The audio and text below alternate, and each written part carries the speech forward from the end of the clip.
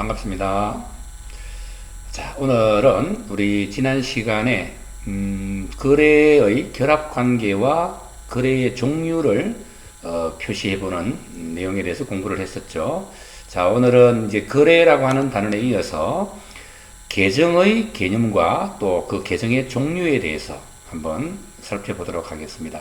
자, 벌써 12번째 수업 시간이네요. 자, 앞에서부터 차근차근 이렇게 기초를 들어오셨다면 이번 계정과 또 그 종류에 대한 내용에 대해서는 크게 많이 어렵지는 않으실 것 같아요. 자, 먼저 계정의 개념 먼저 우리가 함께 한번 알아보도록 하겠습니다. 계정이 뭐냐면, 자, 우리가 회계상 거래가 일어나잖아요. 그럼 그 거래라는 것은 증감 변화, 그러니까 재무제표의 구성 요소가 증감 변화를 보이게 됩니다. 그 증감 변화를 기록하기 위해서 설정해 놓은 계산 단위입니다. 계산상의 단위를 우리가 계정이다 이렇게 표현을 합니다.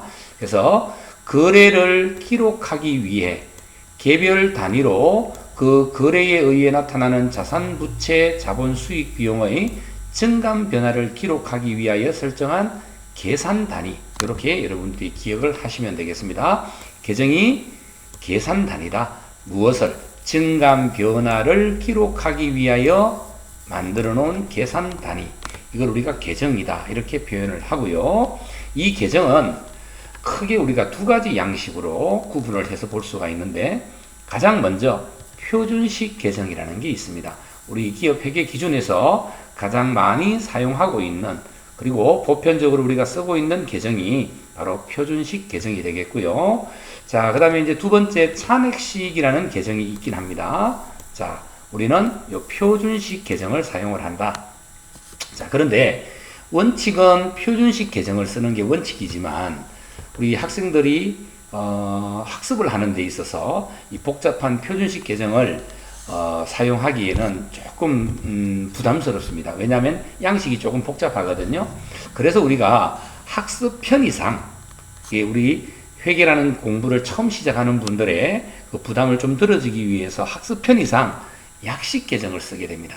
약식, 형식을 간소화시켜 놨다라는 뜻이죠. 그래서 복잡한 라인이나 이런 형식들을 다 생략을 하고 차변과 대변을 나누어 놓은 약식 계정이라는 것을 쓰게 되는데, 이걸 왜 T자형 계정이라고 부르느냐 하면은 이 약식 계정이 이렇게 생겼어요. 자, 그래서 이렇게 해서 차변과 대변을 분리하는, 이 차대변 분리하는 선만을 기재하고 나머지 복잡한 라인들은 모두 생략을 했기 때문에 이걸 약식 계정이라고 하고요.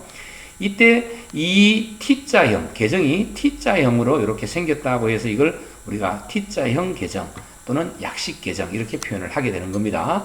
이걸 우리가 학습 편의상 이렇게 만들어 두었다라는 걸 이해를 하시고, 혹시 여러분들 학교 교과서나 또 다른 회계 교재에 이런 T자형 교재가 나오면 이게 약식으로 만들어졌던 계정이구나 라고 기억을 하시면 되겠습니다.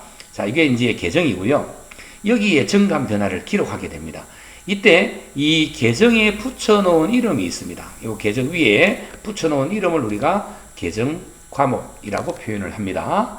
자, 그 다음에 증가한 내용과 감소한 내용을 이렇게 기재를 하게 됩니다. 증감 변화를 기재하게 되는 기입 장소, 이 공간이 있죠? 증가와 감소를 기록할 수 있는 이 공간, 이 장소를 우리가 계정 계좌라고 표현을 하게 되는 것이죠. 이해되셨죠? 자, 그래서 T자형으로 약식으로 만들어진 계정이지만 그 계정에 붙여져 있는 이름은 계정 과목, 증감 변화를 기록하는 장소는 계정 계좌라고 표현을 한다. 이렇게 여러분들이 이해를 해주시면 되겠습니다. 자, 그 다음 계정은 크게 우리가 두 가지로 구분을 하게 되는데, 재무상태표에 기재되는 재무상태표 계정과 손익계산서에 기록되는 손익계산서 계정, 이렇게 두 가지로 구분을 하게 됩니다. 자, 이렇게 재무상태표와 손익계산서에 기록되는 계정으로 두 가지가 구분이 되고요. 재무상태표 계정에는 우리가 앞에서 다 배웠던 내용입니다. 자산 계정과 그 다음 부채 계정과 그 다음 자본 계정, 이렇게 세 가지로 우리가 구분을 해 놨습니다. 그래서 재무상태표 계정은 이렇게 세 가지 계정으로 구분이 되어 있습니다.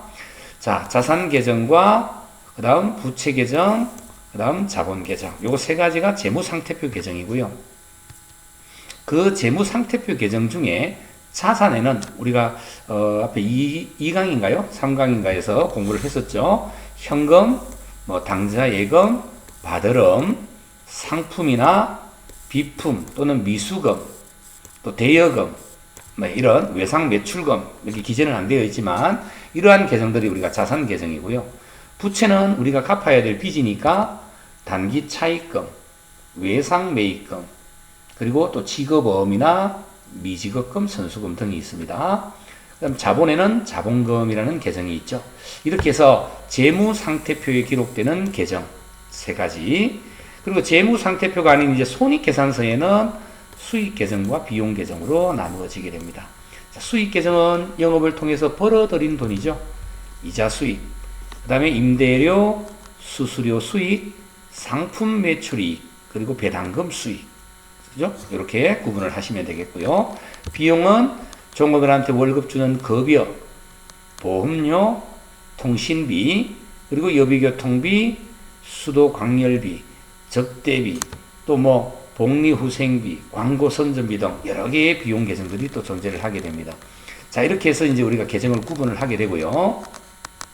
자, 그러면 이제 우리가 앞에서 살펴봤듯이 자산, 부채, 자본, 수익, 비용이라는 재무상태표 계정과 손익계산서 계정으로 나누어지는데 이 재무상태표 계정인 자산과 부채와 자본은 자, 어느 변의 증가와 어느 변의 감소를 하는지 우리가 거래 8요소에서 이미 공부를 하고 왔죠. 자, 자산은 차변이 증가합니다. 그리고 부채와 자본은 대변이 증가를 보이게 되고요.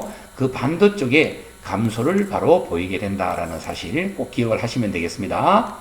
자, 그 다음에 수익은 대변에 발생을 하게 되고 차변에 소멸을 하게 됩니다. 자, 이 소멸까지는 아직 여러분들이 공부를 안 하셔도 되겠고요. 비용 역시 차변에 발생을 한다. 이렇게만 기억을 하시면 되겠습니다.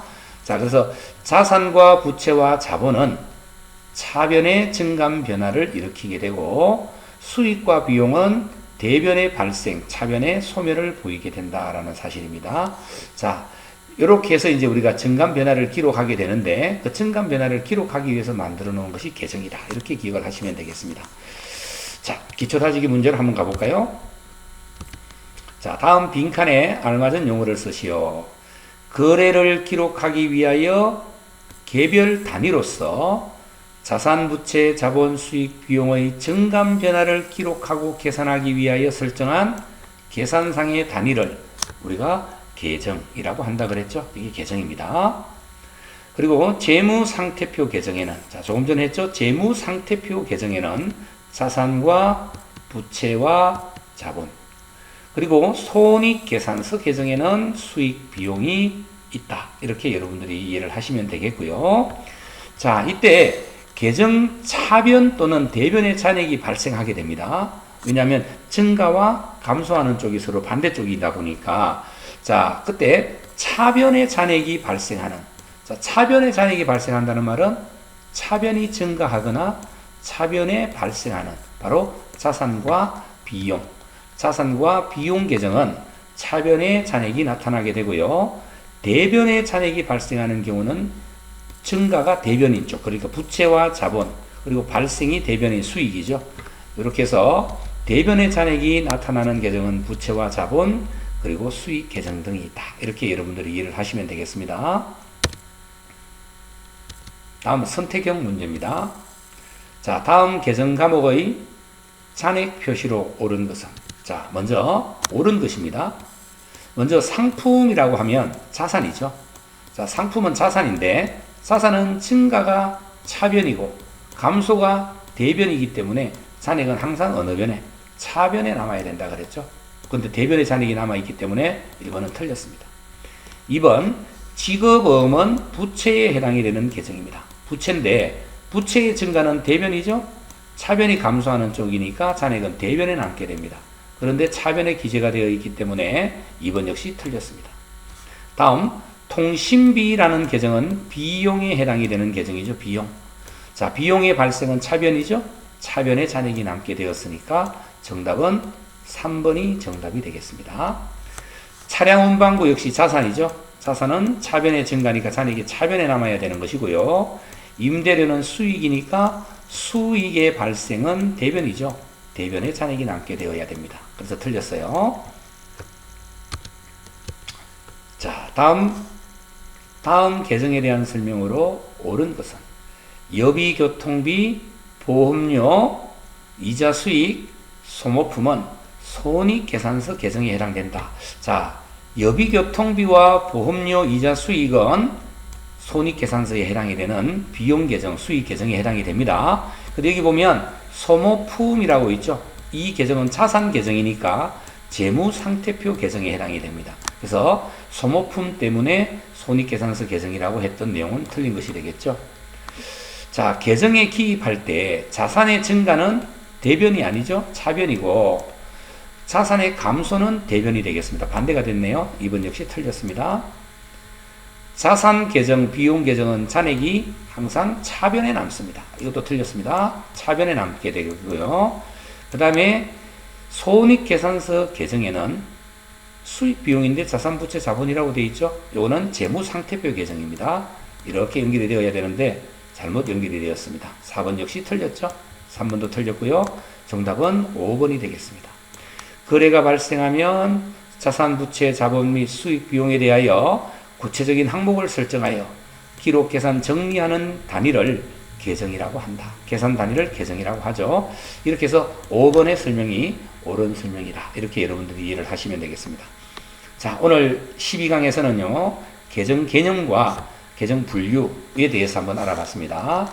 자, 한번 이렇게 들었고 이해가 또 잘 안 되시면 반복해서 한 번 더 이렇게 들어주시면은 여러분들 이해를 하는데 많은 도움이 될 것 같아요.